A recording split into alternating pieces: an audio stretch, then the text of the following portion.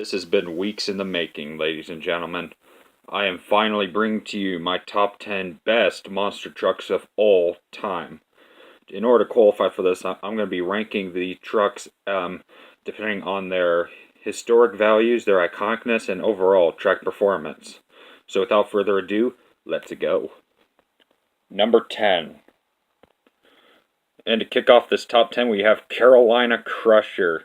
Anyone from either these last 3 years or around the 1980s will recognize this truck in a heartbeat. Carolina Crusher, of course, driven by the famous Gravedigger driver Gary Porter, has always been a very appealing truck, in my opinion. He really does go out and give it all his best back when he did. And also, he's on this list also because of the fact that he's retired. This truck is retired along with Gary Porter last year, but it's not why he's up here so high. It's just how much he is willing to influence a lot of people. So that is one of those. Gary Porter's just one of those guys that could really resonate with you throughout your entire life. Number 9. At number 9, we have our first independent on this list. It is Bounty Hunter. Of course, you know Bounty Hunter comes from 2 Extreme Racing out of Kansas. It's just Jimmy Cretin really pushes himself in order to really put on a show, in my honest opinion. I met this guy in real life. He did really, really cool. He technically popularized the backflip in independent shows, in terms of independent shows back in the early 2010, 2011s, almost, maybe 2012s. And he still goes around doing it to this day. I remember last year he did a backflip at the very, very beginning of his freestyle, which is unprecedented, and you really don't want to do that because if you flip over or if it's an unsuccessful backflip, then it's pretty much a waste, honestly. So he's willing to do that for you fans. Number 8. Alright, this is why is Avenger on here, you may ask? Is it for nostalgia reasons alone? Well, no. Number 8 is Avenger and Team Scream in general. Of course, Jim Kohler really does builds on what Jimmy Cretin has done. In fact, he's probably been around longer than Jimmy Cretin has. And he just really, he doesn't care how badly screwed up his truck is at the end of the day. He just wants to put a smile on all those fans, if you know what I mean by that. So yeah, that is kind of why. And I wonder what that truck is down there. Number 7. You may not recognize this truck at first, but this gave birth to the modern day Evel Knievel. It's Monster Patrol. If you don't know what this truck is, neither do I. Basically, it mostly ran around the late 1990s, and then of course it was driven by Tom Meents, and then they brought it back very briefly in 2014. But the only thing I just don't like about this truck is that spoiler on the very back. It is very big and very unnecessary. You just get rid of it, but then again, it would really take away the character of this truck. Number 6. If you were someone that was roaming around YouTube around the late 2000s and early 2010s, then you will recognize this truck. Most of the newer Monster Jam fans or Monster Truck fans will not even recognize this truck. If you don't know, this is Ghost Rider, driven by Larry Quick. Of course, he technically did the first few backflips in Monster Truck history, although they weren't really popularized around 2008-ish, 2009. Basically, the height of its popularity was around 2008 to 2011. And then it's safe to say he's retired, but what am I saying? It's Larry Quick. I mean, come on. You know, I really do like it. It really when I first saw videos of this truck, I actually thought it was a Max D ripoff. I know that's me sounding stupid, but I really thought that was Max D there. Number 5.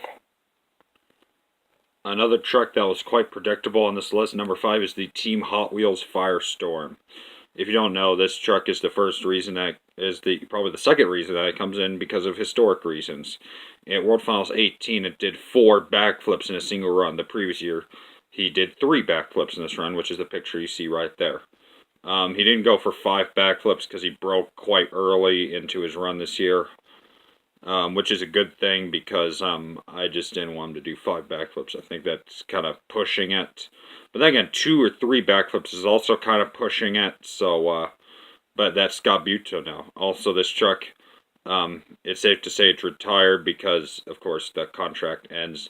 Also, the last case was just released. So, RIP Team Hot Wheels X Monster Jam. Number 4.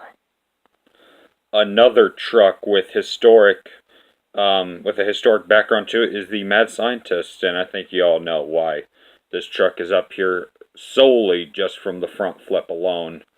By pure accident, by the way, of course, because there is absolutely no way that he did that purposely.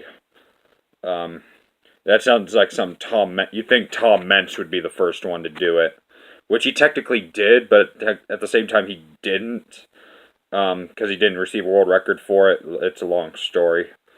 I might have to make a separate video on that. Oh wait, why did I just say that?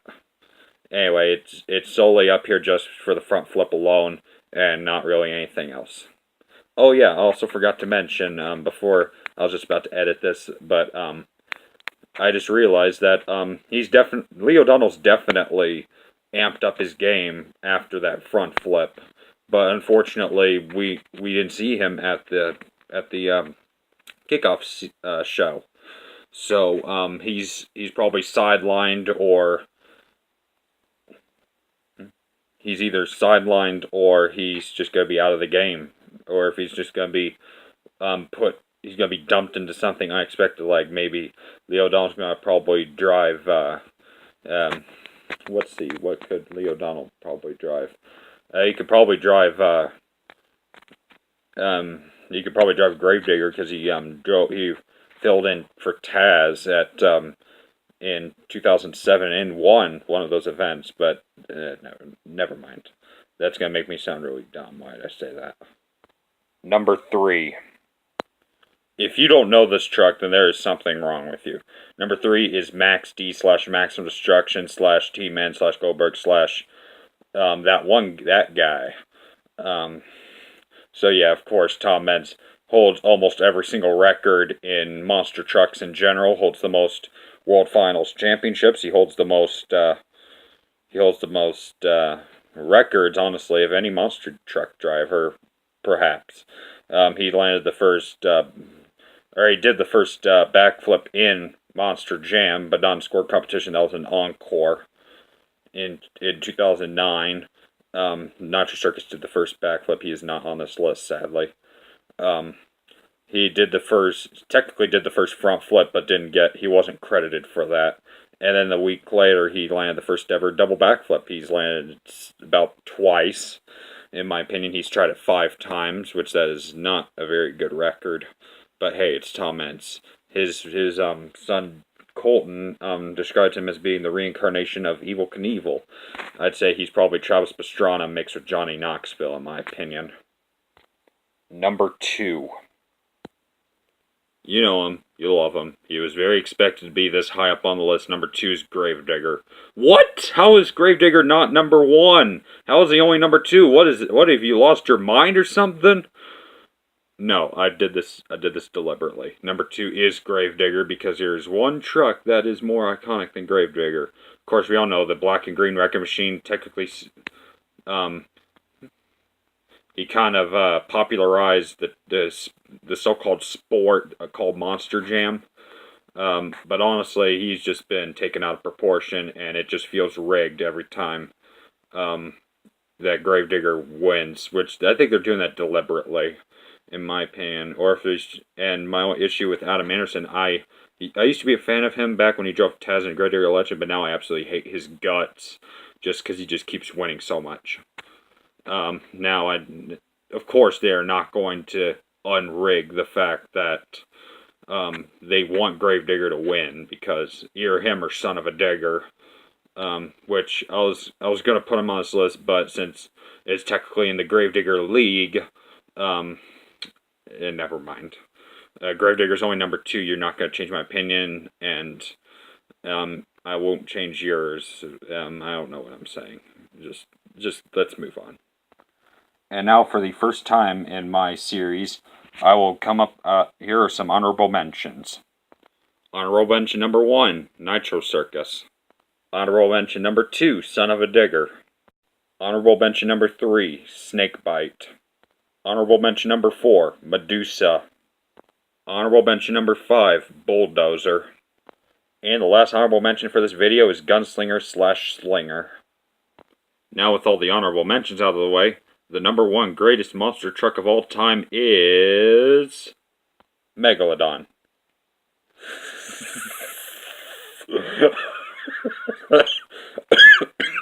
Oh my gosh. Oh, how is Monster Jam at 24/7 gonna take me seriously after this one? Did you take me seriously? Did you genuinely take me seriously there for that split second? I'm sorry, this is just too funny.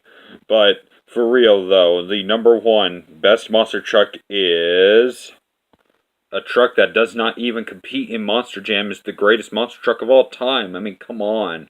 It's Bigfoot. What do you expect? You know him. If you remember him, you'll know him, you'll love him. And this is the one that technically started the whole dynasty of monster trucks in general. It started off in the 1960s by a guy named Bob Chandler. I've seen the original Bigfoot in real life only once, and surprised that there's actually something good that came out of Missouri. Yeah, that is monumental in its own right, but now that I'm looking at the bodies, it's just massive compared to the tiny little puny wheels.